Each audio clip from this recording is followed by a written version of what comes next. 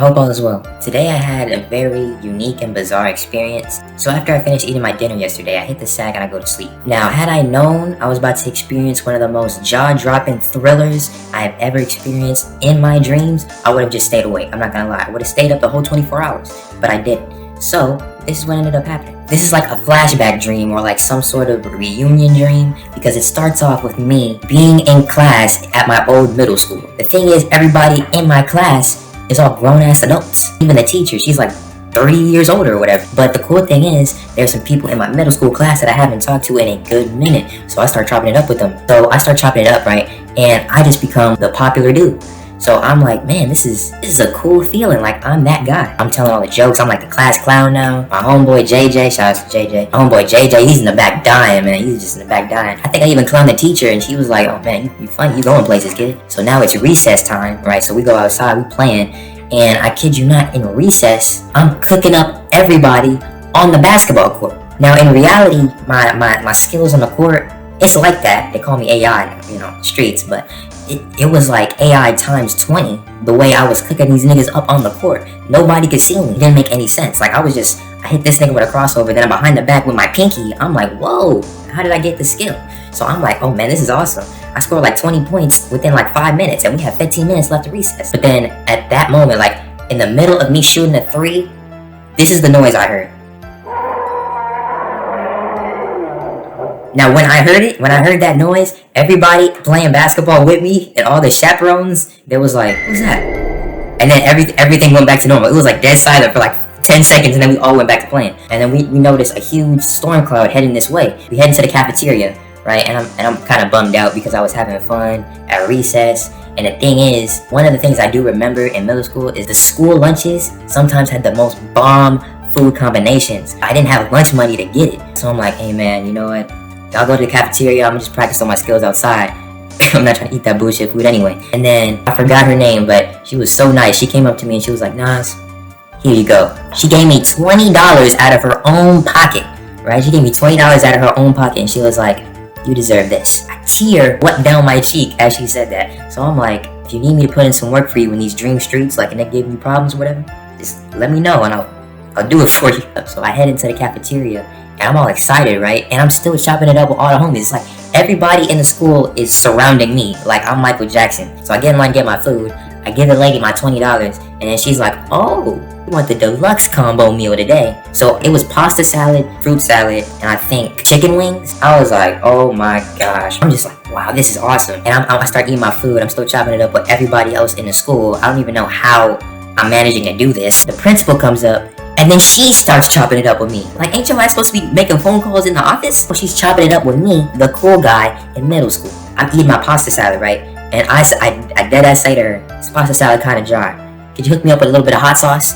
I kid you not. I just said that as a joke, just to see what she would say, but she took that with the utmost seriousness because the way she pulled out her walkie-talkie, I got the hot sauce in no less than 15 seconds. Like, a nigga came from the front office, right, ran into the cafeteria, took a knee, gave it to the principal. The principal gave me the hot sauce. She didn't give me the hot sauce, she dabbed it on there for me and then gave me the bottle. I start eating the chicken with the hot sauce on it. That's when we hear the noise again. And I'm not processing it, right? Like, I hear it, but I'm like, okay, whatever. But then it gets overwhelmed because it starts raining very hard. I'm like, okay, that's odd. It was just 110 fucking degrees out here. I don't know how it managed to get tsunami weather in this vicinity. But I end up using the bathroom. End up going to the bathroom. And it's just a bunch of niggas in there doing a bunch of nasty shit. And they try to like act cool with me because I'm the popular dude. Like, hey Nas, like, hey, what's going on? And I'm like, hey nigga, wash your hands. I just saw you playing with that nigga's Johnson in the urinal. I'm not really about that life, you feel me? So, but then they start getting agitated with me or whatever, and so they start getting close, trying to get all touchy-feely with me, and I'm like, hey nigga, did you not hear what I just said? I just saw you touching that nigga's penis in the urinal. I'm not really about that life. God has blessed me with the ability to redeem myself in my middle school years, and you're trying to tarnish that shit. I don't really appreciate that. The nigga goes in for a hug, right? I matrix that shit like Morpheus, right? Get that shit out of here. The nigga headbutts himself on the wall, passes out. All of his other homeboys start skedaddling out of there, right? Then when they skedaddle, I just hear screams, right? I just hear screams and like muffled noises. And I'm like, niggas is weird. So I use the bathroom, do what I gotta do, wash my hands. As soon as I open the door, I see a whole school in shambles because a flash flood has already taken place. The water, it was 2 feet high already. So I'm freaking out. I'm like, wait, what? Why didn't nobody notify the popular kid? Y'all niggas just left without me. And then it turns out that they managed to get all the middle school kids on this huge bus, and they started driving. They started taking off. And I'm like, y'all double timing fake ass niggas. Y'all left the most important man in the bathroom. But I have to get out of there. The water's coming in from somewhere, but it's filling up fast. So I'm running, and I managed to make it outside. But somehow, even outside, the water is even higher, right? It's like 3.5 feet now. And I'm like, how does that make any sense? But I see an abandoned school bus. I get in the abandoned school bus. The keys are still in the ignition. I'm like, you know what? I'm about to do this on my own. I rev up the engine of the school bus and I start driving away. But the water, like the rain just keeps pouring down harder and harder and harder. And I'm starting to get a little bit scared because I don't see anybody on the street. Like it's literally just me and the school bus in the rain. That's when I hear that noise again, but I can't even focus on it because it's a speed bump, right? I didn't see the speed bump.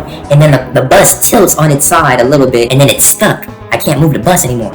And then that's when the rain poured so hard, one of the windows breaks and the bus starts filling up with water.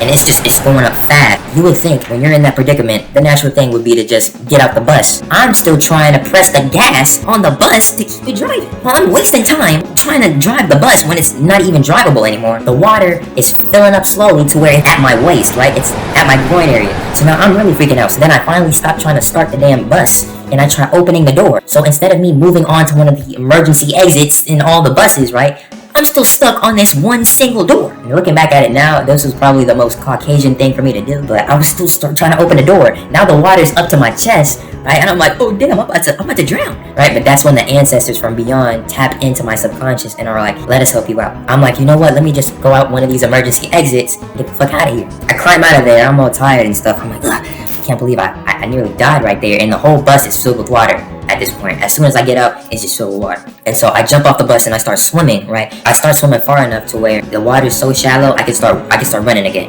And then I hear that noise again. And I'm like, it's super loud and it's super clear, right? And I still can't process what the fuck type of sound that is. I'm thinking, is that like a nuclear explosion? What is? I turn my head 90 degrees counterclockwise. I look in front of me. I see a 300-foot silverback gorilla picking up the school bus with all the middle school children and crushing that shit repeatedly. When did King Kong get in this shit? And that was all the roars and shit I was hearing in the beginning. Turns out, King Kong managed to find his way off of Skull Island, and his presence towards America caused a flash flood in the local area. So he's going bonkers on everything in sight. This nigga just killed all my middle school friends that I just developed another relationship with. And then I just see the nigga. Let's say this is the bus, right? He's doing this. This is what he's doing, right? He's stopping on the bus, right? He sees me like this, and this was probably the most intimidating thing I've ever seen a gorilla do. The nigga does this. He turns around, right?